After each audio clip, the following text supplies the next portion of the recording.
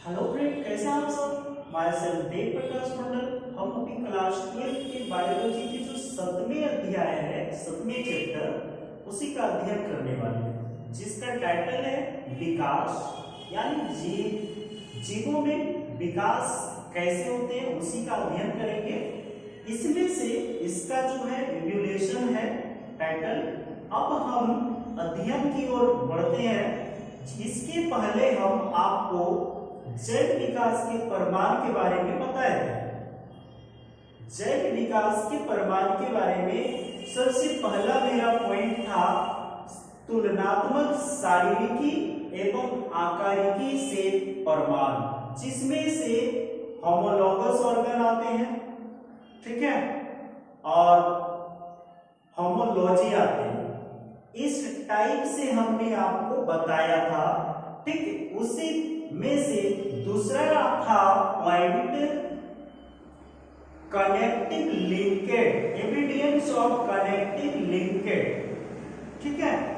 तो evidence of connective linked evolution के बारे में हमने आपको बता दिया, ठीक। अभी हम वेस्टिबियल ऑर्गन के बारे में बताएंगे, ठीक है। तो वेस्टिबियल ऑर्गन होते क्या है ये देख लीजिए।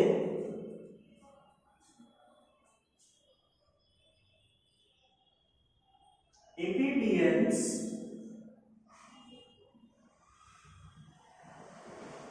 Of वेस्टिबियल organ.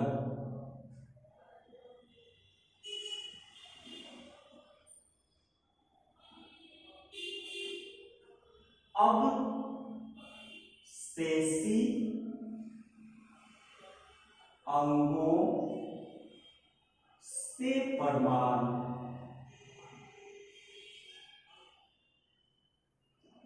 ठीक है। तो अब शेषी अंगों से प्रमाण, सबसे पहले हम जानेंगे कि ये वेस्टिब्यूल ऑर्गन होते क्या हैं।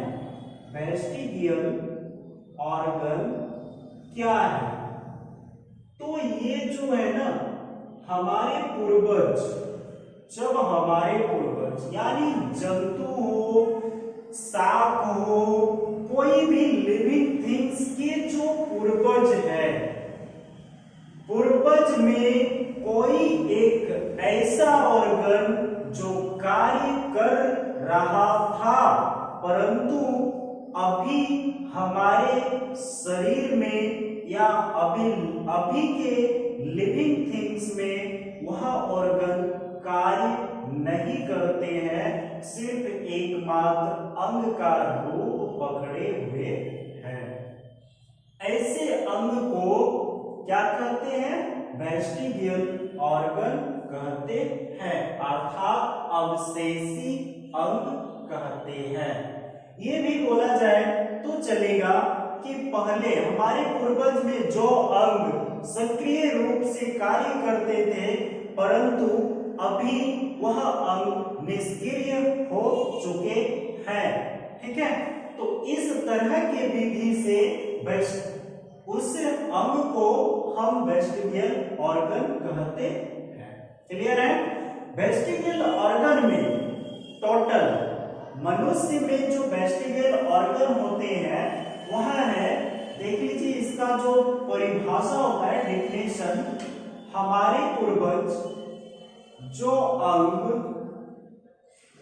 हमारे पूर्वज में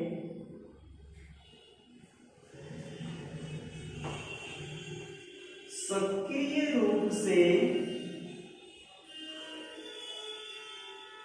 कार्य करते थे, परंतु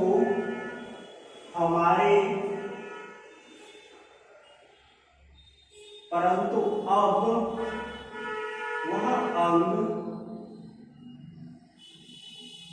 हमारे बॉडी में निष्क्रिय रूप से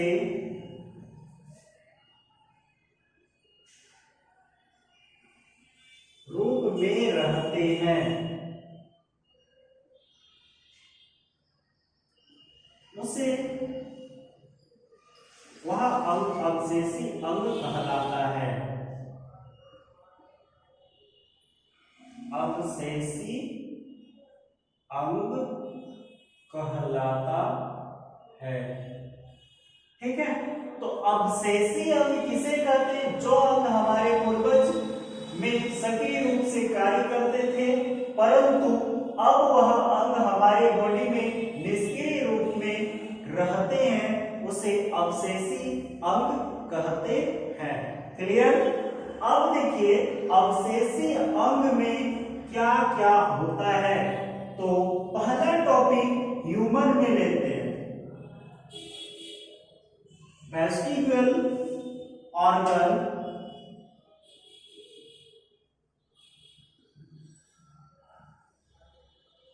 इन ह्यूमन बींग्स।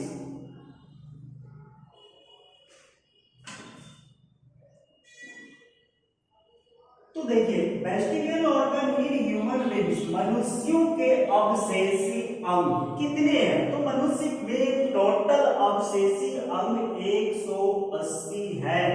ठीक है, तो टोटल अंग कितने हैं मनुष्य में? टोटल वेस्टिबुलर ऑर्गन कितने हैं ह्यूमन में? टोटल वेस्टिबुलर, ह्यूमन में टोटल वेस्टिबुलर ऑर्गन 180 है, 180। ठीक है, अब इसमें से आपके दिमाग में आता होगा कि 180 पार्ट्स है क्या क्या। जैसे ये जो हमारे कान के पिल्ले हैं, ठीक है, तो ये जो है ना कर्ण पल्लव, ये कर्ण पल्लव क्या करते थे? पिन्ना जिसको बोलते हैं। तो कर्ण पल्लव क्या करते थे? पहले कार्य करते थे, लेकिन अब हम इसको मूव नहीं करा सकते, एक्स्ट्रा फोर्स के द्वारा इसको हटाया जाता है। परंतु पहले क्या था कि ये अपने आप ऐच्छिक रूप से क्रिया कर लेते थे, अभी अनैच्छिक रूप से क्रिया करते हैं। ठीक है, तो ह्यूमन में टोटल वेस्टिबुलर पार्ट्स कितना था? 180 था। सबसे पहला वेस्टिबुलर पार्ट्स में आ जाएंगे वर्मीफॉर्म अपेंडिक्स। ठीक है, तो ह्यूमन में सबसे पहला वर्मीफॉर्म अपेंडिक्स। ये वर्मीफॉर्म अपेंडिक्स है क्या? तो एक प्रकार की परिपेशिका है। ठीक है, तो ये परिपेशिका क्या है यह जान लीजिए। परिपेशिका जो है आपको जानकर अच्छे लगेंगे कि यह शाकाहारी जंतु में पाए जाते थे। वर्मीफॉर्म अपेंडिक्स जो है ना, परिपेशिका जो है इसमें पाए जाते थे? शाकाहारी जंतु में पाए जाते थे, पाए जाते थे।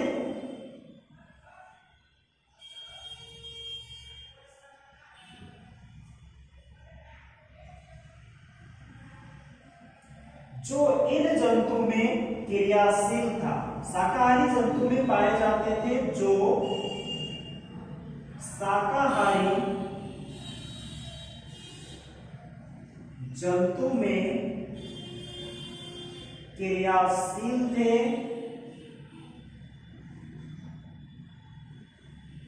तथा इसका कार्य सेल्यूलोज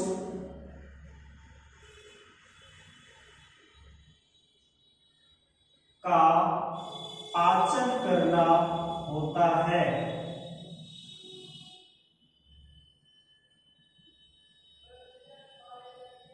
ठीक है, तो ये सेल्यूलोज का पाचन करता था। अब यह जब धीरे धीरे जैसे जैसे मनुष्य मांसाहारी होते गए, जिसमें अब यह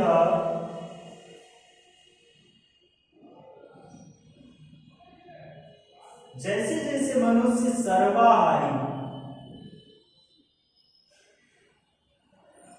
सर्वाहारी होते गए, जिसमें अब यह सिर्फ मात्र रूप में एक अंग है, परंतु इसका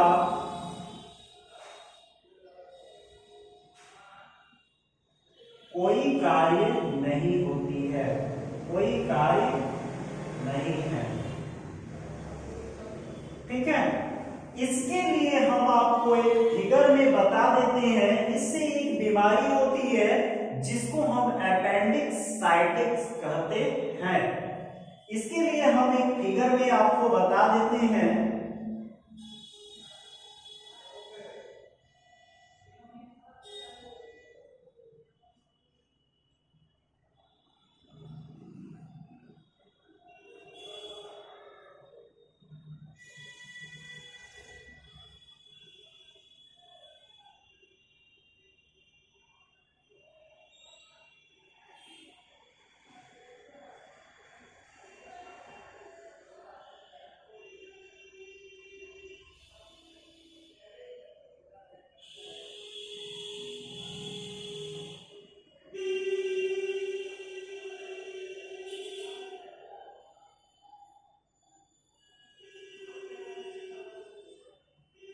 ये वाली जो परिपेशिका है, ये परिपेशिका अपेंडिक्स है।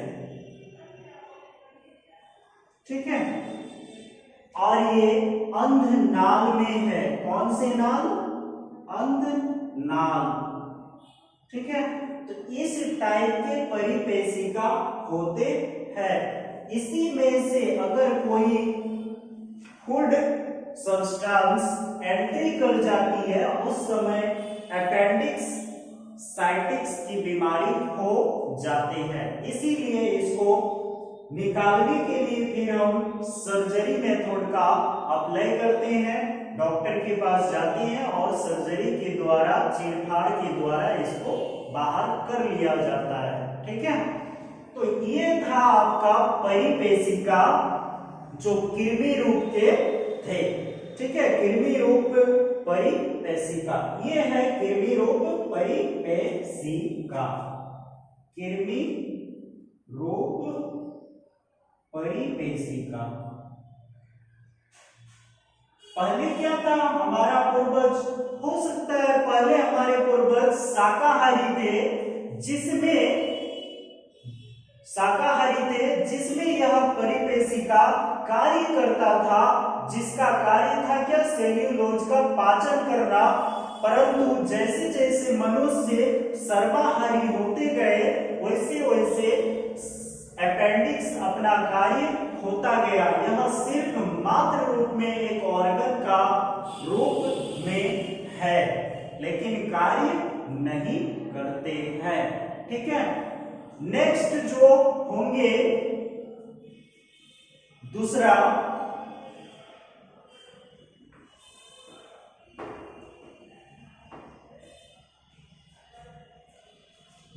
है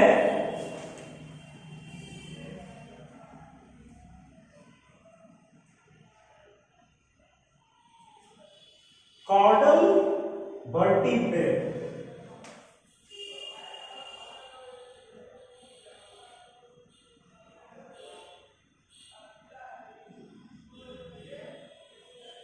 ये है पुच्छ कशेरुका। पुच्छ कशेरुका। अब देखिए पुच्छ कशेरुका क्या करते हैं?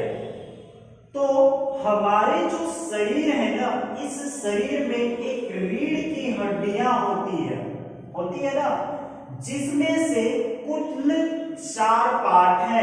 ये चार पार्ट करते क्या है, ये चार पार्ट मिल करके क्या किए, ये रीढ़ की हड्डी है, माना जाए इस जगह पे एक पूंछ का आवरण होता था। पहले पूर्वज में, हमारे पूर्वज में पूंछ पाए जाते थे, ठीक है। लेकिन अभी क्या हो गया, यह पूंछ एकमात्र छिप गया, लेकिन पूंछ का ऑर्गन पाया जाता है। तो लिखना है इसमें, मनुष्य में पूंछ का अभाव होने के बावजूद, मनुष्य में पूंछ का अभाव होने के बावजूद वर्टिब्रेयर यानी कशेरुक में, ठीक है, कशेरुक दंड के अंत में चार पूंछ कशेरुक मिलकर एक कॉक्सिक अस्थि बनाते हैं। क्या बनाते हैं, इस जगह पे कॉक्सिक अस्थि,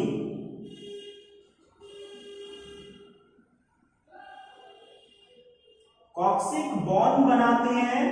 जो बोन क्या करता है, कॉक्सिक्स अस्थि बनाते हैं। यह पूंछ कशेरुकों का प्रेजेंट करते हैं। यह कॉक्सिक बोन ही क्या करता है, पूंछ वर्टिब्रेयर को प्रेजेंट करता है। यह इससे कॉक्सिक बोन से यह प्रमाणित हो जाता है कि मनुष्य के पूर्वज में पूंछ पाई जाती थी। क्लियर, ये है जैव विकास का vermi vestibular organ in human beings, evidence of vestibular organ, ठीक है। तो हम लोग अभी एविडेंस ऑफ वेस्टिबुलर ऑर्गन के पार्ट्स में पढ़ रहे हैं, जिसमें एक पूंछ भी होते थे मनुष्य का, ठीक है। नेक्स्ट जो आएंगे वह है अक्ल दाढ़ या विजडम टेथ। तीसरा है विजडम टेथ, अक्ल दाढ़, मतलब कुछ ऐसे अक्ल दाढ़ क्या है, इसके बारे में जान जाइए कि अक्ल दाढ़ क्या होता है। तो टोटल 1 2 3 4 5 6 7 8, फिर यहां से 1 2 3 4 5 6 7 8, ठीक है। 1 2 3 4 5 6 7 8, ये वाले को 50-50 कर देते हैं हम, ठीक है। अब इसमें से क्या है, एक टीथ जो होते हैं ना, ह्यूमन बींग्स में जो टीथ होते हैं, मान लेते हैं हमने निचले जबड़े को उठा के रख दिया या उछले जबड़े को उठा के रख दिया, ठीक है। अब इसमें से टोटल टीथ की संख्या 32 होती है, उसमें से 4 टाइप के टीथ पाए जाते हैं। कितने टाइप के, 4 टाइप के, याद रखिएगा। एक होता है इंसीजर,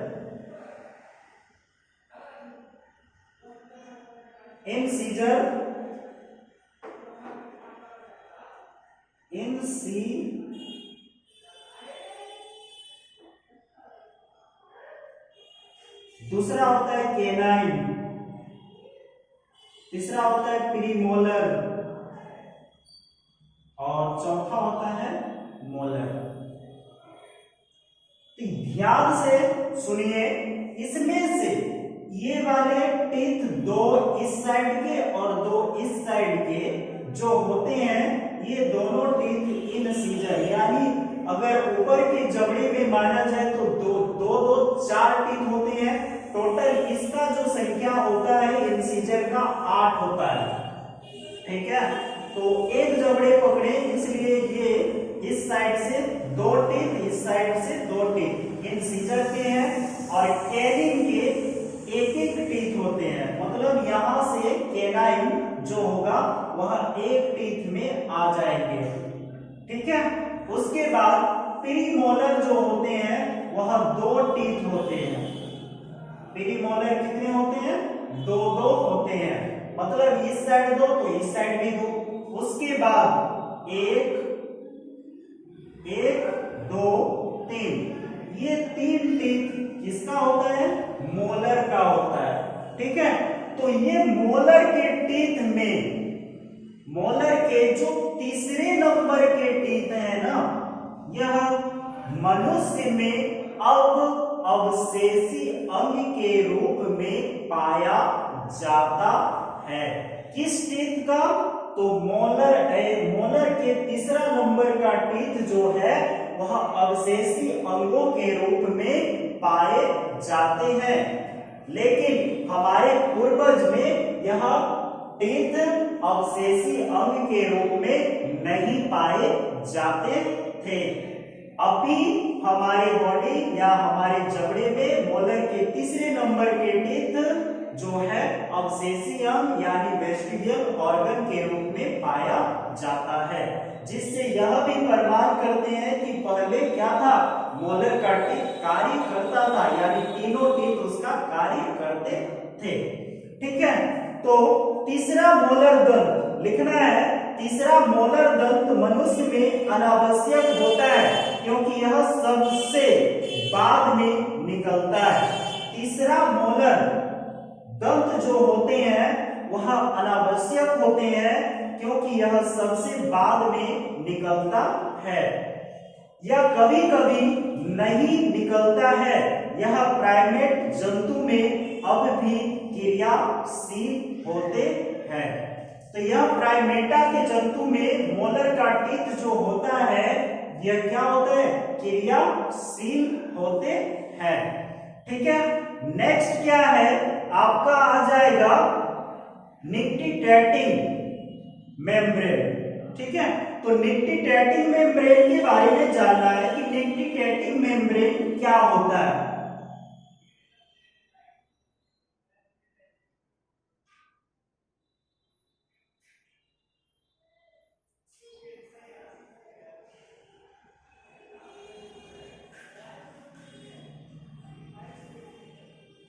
निक्टिटेटिंग मेम्ब्रेन है क्या, ये जानना है।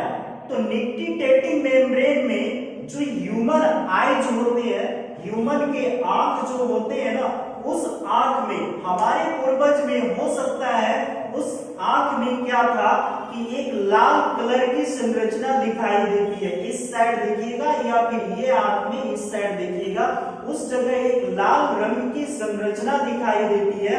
उस संरचना में एक मेम्ब्रेन पाई जाती है। उस मेम्ब्रेन का नाम है, उस मेम्ब्रेन का नाम है प्लाइका सेमी लाइनरेस।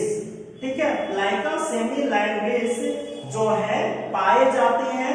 इसी से अनुभव लगाया जाता है कि हमारे पूर्वज में यह अंग कार्य करता था। ठीक है, तो निक्टिटेटिंग मेम्ब्रेन में लिखना है यह जलीय जंतु जैसे मछली, मेढक, कुछ पक्षी या कुछ स्तनधारियों में जैसे बिल्ली, कुत्ता इत्यादि के आंखों की रक्षा के लिए निक्टिटेटिंग मेम्ब्रेन आवश्यक होती थी। ठीक है, आवश्यक होती है। मनुष्य में यह अवशेषी अंग का रूप पकड़ लिया है, परंतु मनुष्य के नेत्र में भीतरी कोने पर लाल और तिकोनी झिल्ली के रूप में पाई जाती है। किस झिल्ली में? तिकोनी रूप में, इस टाइप की। मतलब ये आंख है तो इस जगह पे अगर लाल झिल्ली है तो तिकोनी रूप में ये क्या पाया जाता है? निक्टिटेटिंग।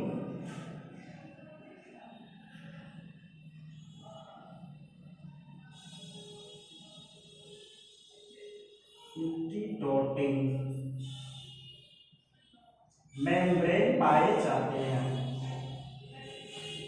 तो निक्टिटेटिंग मेम्ब्रेन पाई जाती है, जो अब हमारे आंख में यह रक्षा का कार्य नहीं करता है, जिसे हम निक्टिटोटिक मेम्ब्रेन को, जिसे हम क्या कहते हैं, प्लाइका सेमील्यूनेरिस कहते हैं। निक्टिटोटिक मेम्ब्रेन को प्लाइका सेमील्यूनेरिस कहा जाता है। ठीक है। नेक्स्ट आपके बॉडी पर जो हेयर होते हैं, ठीक है, 5वां पॉइंट, बॉडी पे hair of human body, hair on body.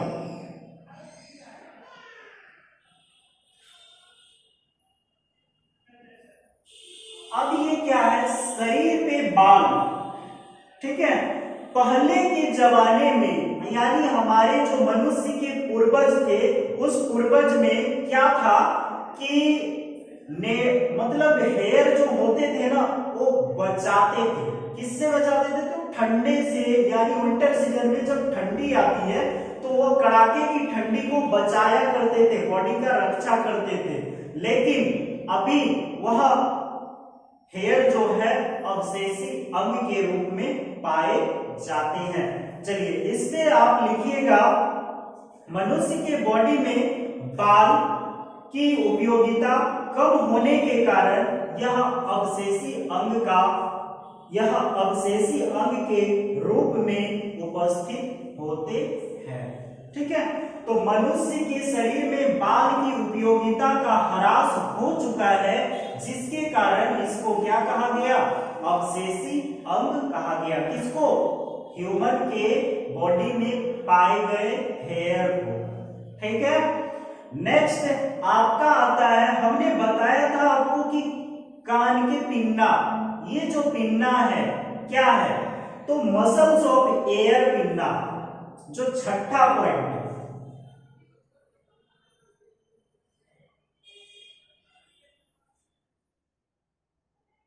Muscles of ear pinna, कर्ण पल्लव। ठीक है। तो मसल्स ऑफ एयर पिन्ना में क्या होता है, हमने अभी इसका एक्सप्लेन कर दिया था, तो पर भी हम बोल देते हैं कि अभी के बंदर कान के पल्लव को घुमा सकता है। ठीक है। लेकिन हमारे अभी कान के पल्लव अपने से नहीं घूमते हैं। ये बताए भी हैं कि ये कर्ण पल्लव हमारे पूर्वज में ऐच्छिक क्रिया से होती थी, कर्ण पल्लव की क्रियाशीलता ऐच्छिक होती थी, लेकिन अभी हम अनैच्छिक रूप से करते हैं। इसीलिए इसको किस रूप में रखा गया? अवशेषी ऑर्गन के रूप में रखा गया। किसको? मसल्स ऑफ एयर पिन्ना को। ठीक है। तो इससे यह प्रमाण होती है कि हमारी पूर्वज कभी न कभी, कहीं न कहीं बंदर का ही रूप था। ठीक है। हमारा जो अभी आधुनिक मॉडर्न सीजन पे हम जो आए, हमारे पूर्वज कैसे होंगे? बंदर के रूप के होंगे। ठीक है। नेक्स्ट इसमें लिखना है कि कर्ण पल्लव पर पाई जाने वाली पेशियां मनुष्य में अक्रियाशील हो गई, जो मनुष्य के पूर्वज में क्रियाशील था। ठीक है। तथा कर्ण पल्लव को घुमाने का कार्य करती थी। तो हमारे पूर्वज कर्ण पल्लव घुमाया करते थे, लेकिन हम लोग घुमा नहीं सकते हैं। यह इस बात को प्रमाणित करता है कि मनुष्य का पूर्वज भी बंदर के तरह अपना कर्ण पल्लव घुमा सकते थे। ठीक है। अब दूसरा प्रमाण आता है, मतलब ये जो है चौथे प्रमाण में हम आएंगे। चौथे प्रमाण में क्या है? ब्रॉन्की से प्रमाण। ठीक है। तो ब्रॉन्की से प्रमाण क्या कहता है, ये देखना है। Evidence of evidence of embryology. ठीक है। तो चलिए स्टार्ट किया जाए एविडेंस ऑफ एम्ब्रियोलॉजी को।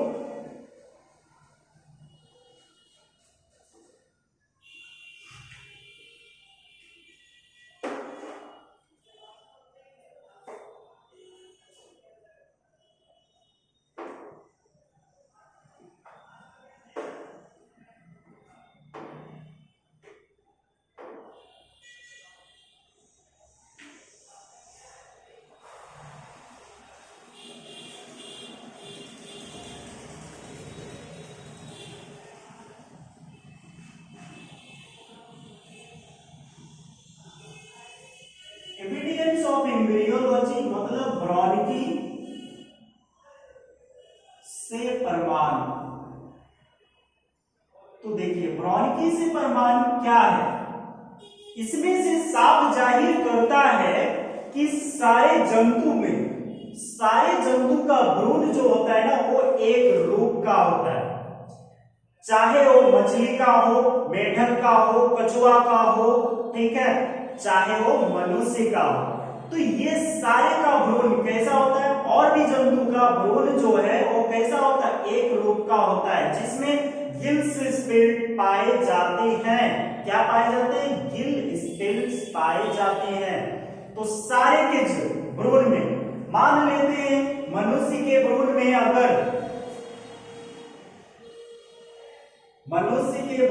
अगर गिल्स स्पिल्ट पाया जाता है,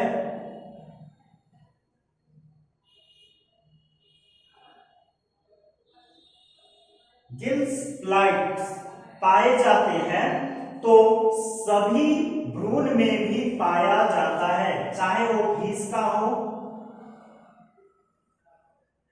ठीक है। इस टाइप से सबका भ्रूण है, एम्ब्रियो है। आपके एनसीईआरटी बुक में ये संरचना पाई जाती है, ठीक है। तो मनुष्य का भ्रूण खरगोश के भ्रूण के तथा मछली के तरह कछुआ मनुष्य के भ्रूण में भी गिल स्लाइड्स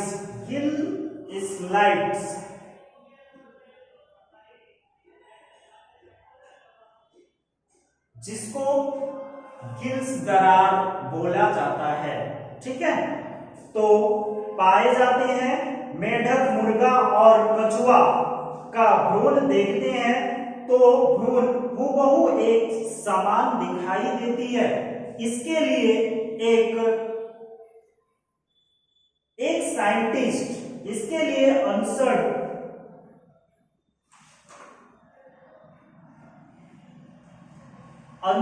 लिंकन ने एक नियम पुनरावृत्ति का सिद्धांत प्रतिपादित किया था, ठीक है। तो पुनरावृत्ति का सिद्धांत में क्या कहलाता है, इन नियम को हम ओंटोलॉजी रिपीट्स ऑफ फाइनोलॉजी भी कहते हैं, जिसमें जाति वृंत की भी रचना पाई जाती है। तो मनुष्य का भ्रूण खरगोश के भ्रूण के तरह ही, मछली के तरह, कछुआ के तरह मनुष्य के भ्रूण में गिल स्लाइड्स पाई जाती है। गिल स्लाइड्स मछली के भ्रूण में भी पाई जाती है, कछुए के भ्रूण में भी पाई जाती है। इसलिए कहा जाता है, इससे यह प्रमाण होती है कि हमारा विकास भी जंतुओं से ही हुआ है, ठीक है। इससे यह प्रमाण हो गया कि हमारा भी विकास किसी में से किसी एक जीवों के द्वारा हुआ है, ठीक है। तो इसका जो नियम है पुनरावृत्ति के सिद्धांत, इसको नोट कर लीजिए कि ये पॉइंट बहुत ही पूछा जाता है कि पुनरावृत्ति का सिद्धांत किसने दिया, तो अंसर्ट लिंकन ने पुनरावृत्ति का सिद्धांत दिया। इस सिद्धांत को बायोजेनेटिक नियम भी कहते हैं। इस सिद्धांत पुनरावृत्ति के सिद्धांत को बायोजेनेटिक नियम भी कहते हैं। बायोजेनेटिक के नियम में ओंटोलॉजी रिपीट्स ऑफ फाइनोलॉजी भी पाया जाता है, ठीक है। नेक्स्ट जो आएंगे पूर्वजता या प्रत्यावर्तन से प्रमाण, ये चौथा पांचवा, पूर्वजता तथा प्रत्यावर्तन वर्तन से प्रमाण। पूर्वजता तथा प्रत्यावर्तन से प्रमाण क्या है ये जानना।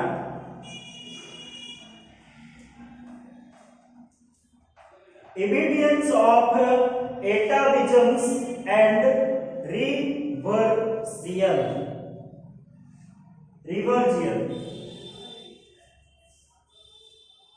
Evidence of atavisms और reversion। तो अब हम एविडेंस किसमें करेंगे? पूर्वजता में करेंगे कि हमारा पूर्वजता कैसी थी। किसी जीव या जीव के समूह में एक ऐसे लक्षण, किसी जीव हो या जीवों के एक समूह में एक ऐसा लक्षण था जो लक्षण जो उस जाति में आना तय था।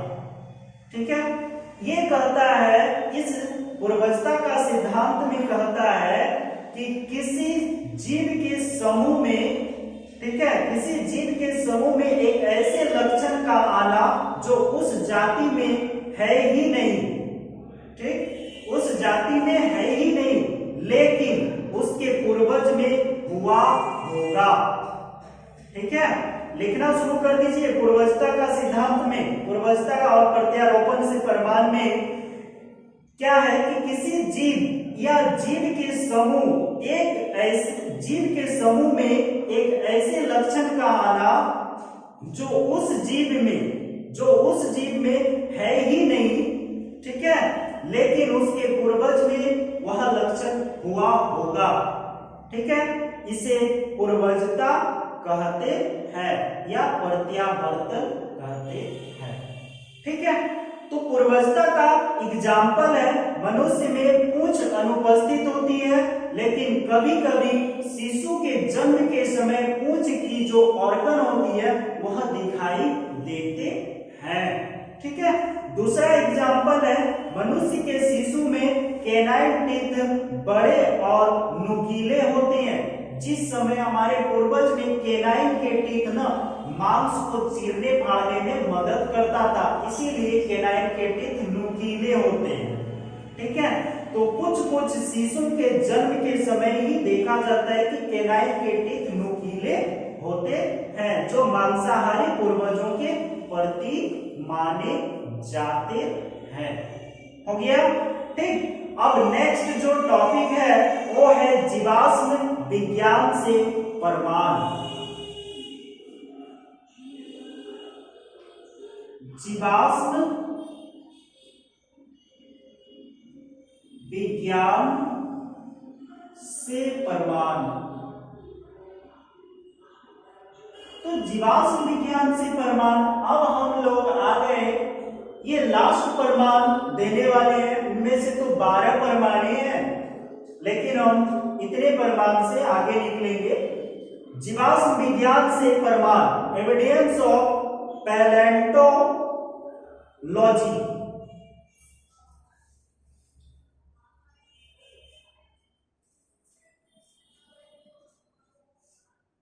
एविडेंस ऑफ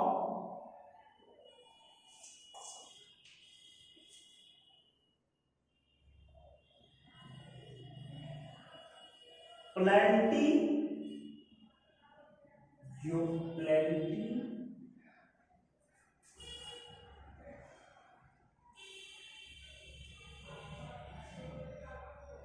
अब ये एविडेंस जानना है कि जीवाश्म है क्या। ठीक है, तो जीवाश्म का अध्ययन ही प्लेंटोलॉजी कहलाता है। किसका अध्ययन प्लेंटोलॉजी कहलाता है? जीवाश्म का अध्ययन ही प्लेंटोलॉजी कहलाता है। हो गया? इसका अर्थ, यानी जीवाश्म का अर्थ क्या होता है? इसका मुख्य अर्थ है उन जीवों के अवशेष का अध्ययन करना जो करोड़ों वर्ष जीवित रहा होगा।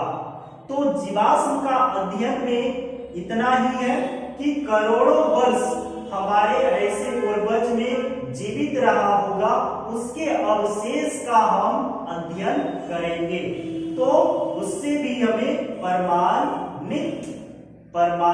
मिल जाएगी। ठीक है, तो आज के टॉपिक्स इतने से लास्ट करते हैं।